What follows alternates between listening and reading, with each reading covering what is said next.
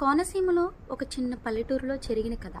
25 సంవత్సరాల క్రితం జరిగిన ఒక ప్రేమ కథ. పార్ట్ 2. కావేరి కుటుంబం కోటిపిల్లి గ్రామంలో రాజకీయ నేపథ్యం కలిగి ఉంటుంది.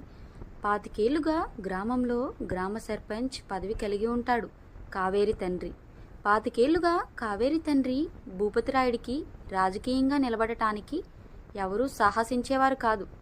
అలాంటిది కావేరి కార్తీక్లు గ్రామం విడిచి వెళ్ళిపోయిన 2 సంవత్సరాల తర్వాత జరిగిన సర్పంచ్ ఎలక్షన్లో కార్తీక్ కుటుంబంలోని వ్యక్తులు భూపతిరాయుడికి ఎదురు నిలబడి సర్పంచ్ పదవిని భూపతిరాయుడికి చెందకుండా చేస్తారు.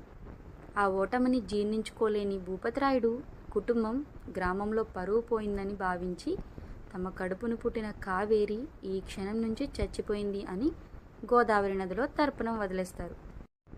కావేరి కార్తీక్లు షిరిడిలో పెళ్లి చేసుకుని